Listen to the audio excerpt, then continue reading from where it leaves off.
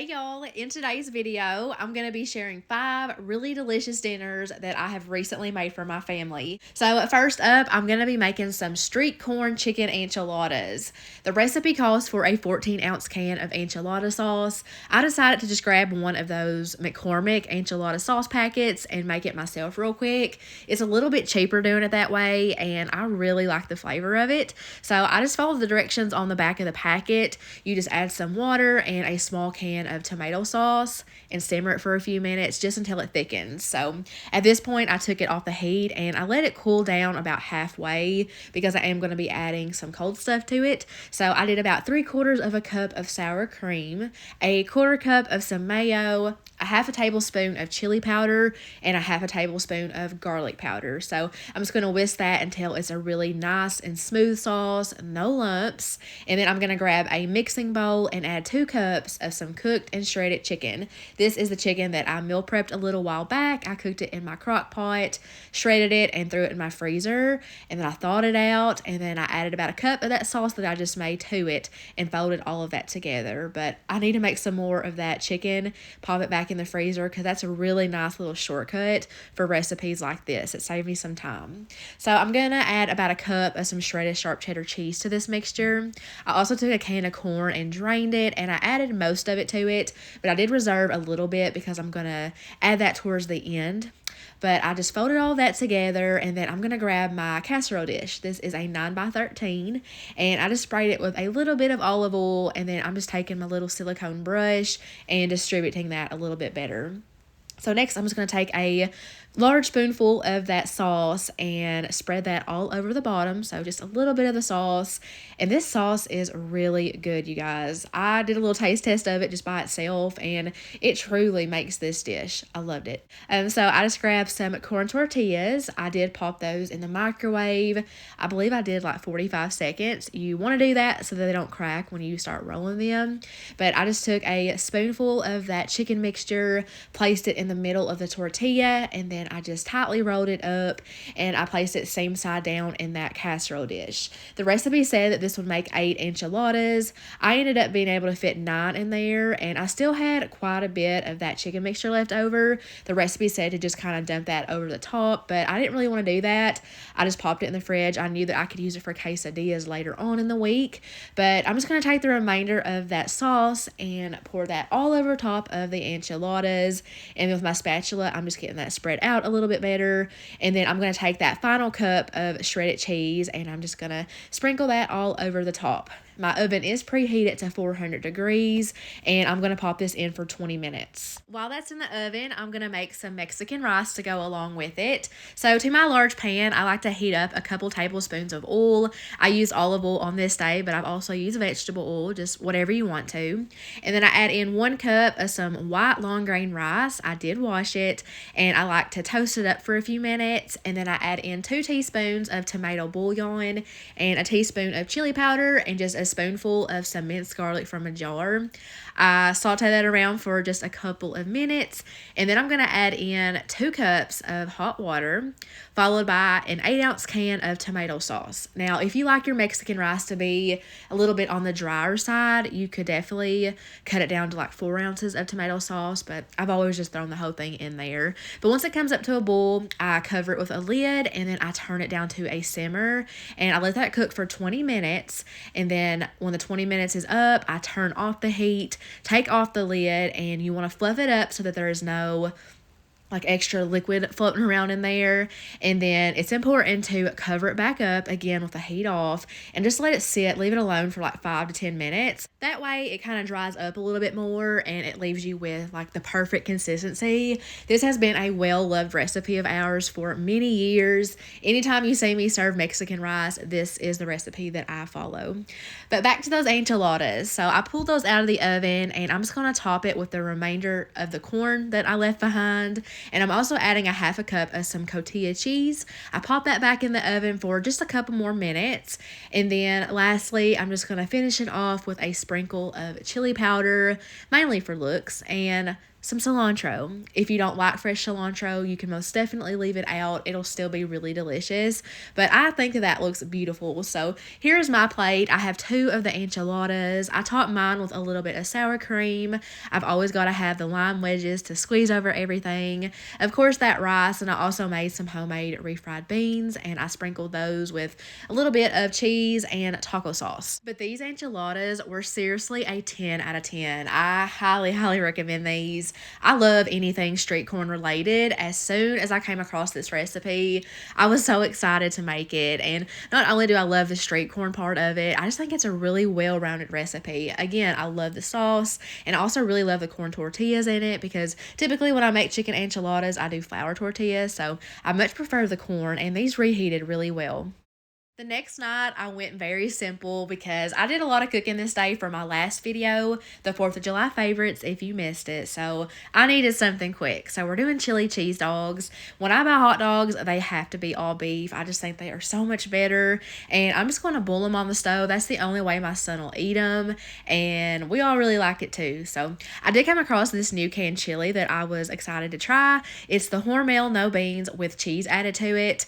Typically, our favorite canned chili is Hormel anyways, but when I saw the one with cheese, I knew I had to grab it and let y'all know what we thought about it. So I'm just going to heat that up in a small saucepan over on the stove. There's those hot dogs boiling. Once they start boiling, I let them go for like a minimum of like at least 5 minutes, but very simple. I've also really been loving these Wonder hot dog buns lately. I know these have been around a really long time, but it's not one that I typically buy, but I have been the last few times. I just think they are so perfect and soft, and they don't like fall apart too easily. They're just a really good hot dog bun, so I wanted to talk about that. But I am going to display these in a kind of fun way since it is something so simple. I've had this big round wooden serving tray for a few years now. Josh got it for me for some occasion a while back, and I love it. I've used it for so many things. He got it at JCPenney's. A lot of people ask me that. I know it's kind of random for this, but that's where he got it. So anyways, I just got all the hot dogs added to the buns. I'm getting those rearranged, and I'm just going to start adding the toppings.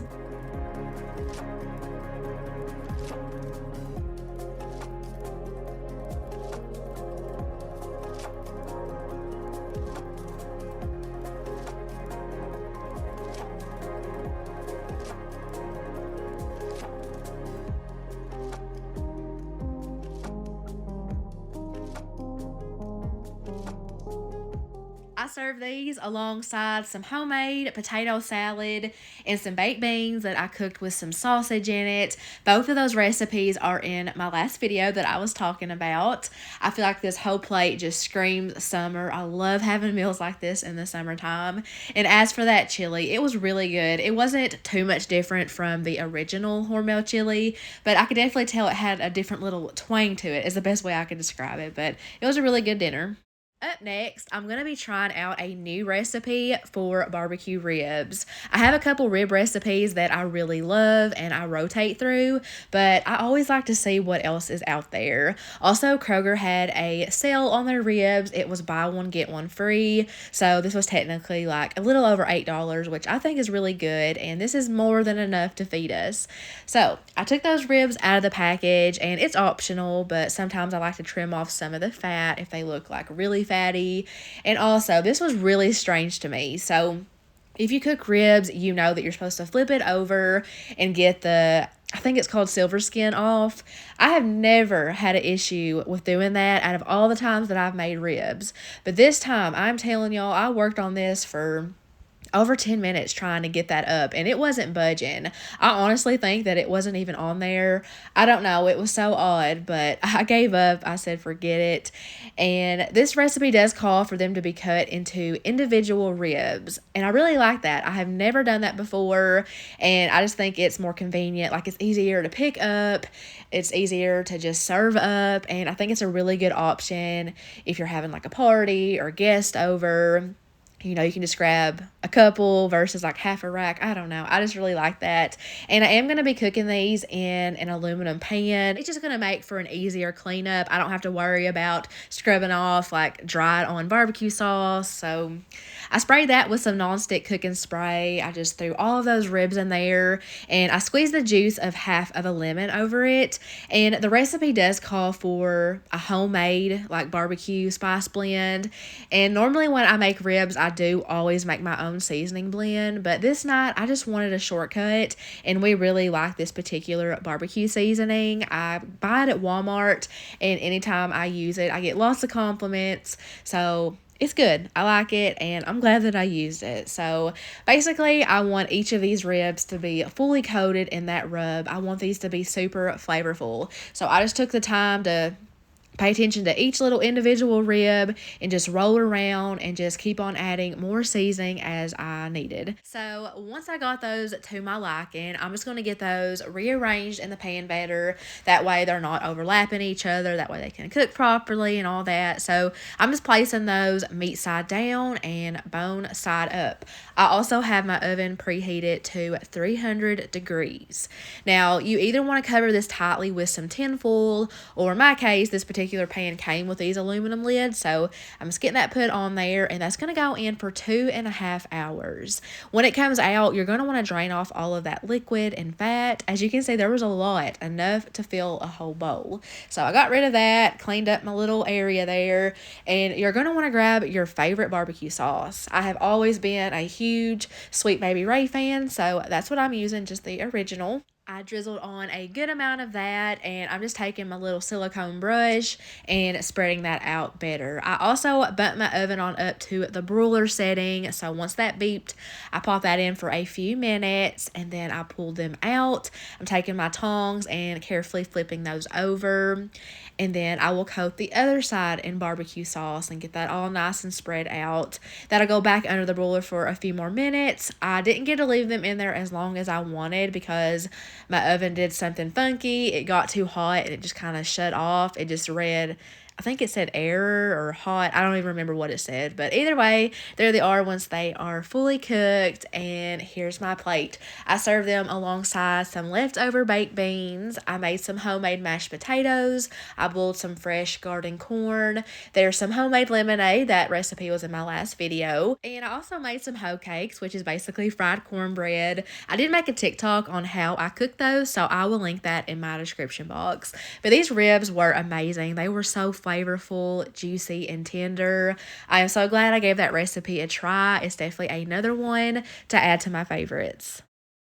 On this night, I'm going to be trying out another new recipe for a bacon cheeseburger lasagna. So I'm going to start off by cooking up the bacon. This is about half a pack, and I'm just going to throw that in the oven at 400 degrees for about 25 minutes, and then I drain that on some paper towels. I'm going to set that to the side, and then to a hot skillet, I'm going to throw in 1 pound of some ground beef, so I'm getting that broke up. Halfway through, I'm going to go in and season it with some salt and black pepper. I'm also going to throw in some onion powder and garlic powder. If you wanted to use an actual onion and minced garlic, you could totally swap the powders for that. But that's the route I'm taking, and I'm just going to stir that in and let the meat cook through and drain off most of that grease. And then I'm going to go in with about a half a cup of some ketchup, a tablespoon of some yellow mustard, and the recipe didn't call for it, but I did throw in some Worcestershire sauce because I love that in anything cheeseburger flavored, really any ground beef dish. That is so good in. So I'm just going to coat all the beef in that, and I just let that simmer for just a few minutes, and then I'm going to take that off the heat. It is ready. To a small mixing bowl, I'm going to add in a pound of some ricotta. To that, I'm going to add in 1 beaten egg, and then I'm just going to season it with some salt, pepper, and dried parsley. I'm also going to throw in about a half a cup of some shredded Monterey Jack cheese. I crumbled up that bacon that I cooked, and I'm just going to fold that into the ricotta mixture. I really loved this bacon ricotta throughout the lasagna. I thought adding the bacon in there was such a good idea. I probably would have never thought of that, but genius. So I also shredded up some extra sharp white cheddar cheese, and I'm going to assemble all of this in an 8x8 casserole dish that I've sprayed with some nonstick cooking spray. There's the lasagna noodles that I'm going to be using, as well as an 8-ounce can of tomato sauce. So I'm going to start by adding just a little bit of that sauce into the bottom, and then I'm going to add 2 of those lasagna sheets. I absolutely love these. They're the oven ready ones, so it saves a lot of time, and they're not too thick, not too thin. I cannot brag on these enough. They cook perfectly in the oven, just like that. So I layered on the bacon ricotta mixture, about 1/3 of it, on top of the noodles. And then I'm layering on some American cheese slices, the white ones.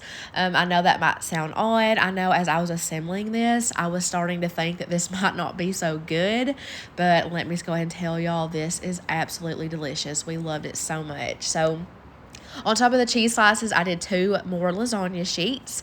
I added half of that ground beef mixture, followed by some of that cheese that I shredded up.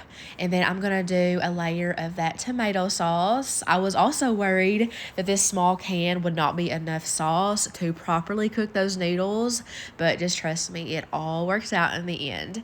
So on top of that, I'm doing 2 more of the lasagna noodles. I'm going to go in with another layer of that delicious bacon ricotta cheese mixture. I'm going to do a final layer of the white American cheese slices, 2 more lasagna noodles. Then I'm going to do the rest of the ground beef, get that spread out and distributed all the way across. And then I'm just going to finish that off with the last bit of that ricotta mixture. Spread it out. Also, I wanted to mention that I did cut this recipe in half, and this was the perfect amount for my family. So I was going to do 2 final sheets of the lasagna noodles. I'm going to finish off that can of tomato sauce. You want to make sure it's fully covered on top. And then I'm just going to do the last cup of that cheese that I shredded up. That's going to go in the oven at 350 degrees for about an hour. And then when it came out, I just loosely covered it with some tin foil, and I let it rest for 20 minutes. That way it would cut into nice slices. I know it's not the prettiest on top. It's pretty much because of the cheese that I used, but look at those layers. I think that it cut really great, which is always nice. And then you can just top it with your favorite cheeseburger toppings. We did some shredded lettuce, diced tomatoes, and diced pickles. If you love bacon cheeseburgers and you like pasta, you're a cheese lover, then I really think that you will like this recipe. We really enjoyed it. It definitely exceeded my expectations, and it's a new family favorite. Lastly, I'm going to be making something that I have been craving, and that is a buffalo chicken grilled cheese. And you've got to have the homemade ranch with it.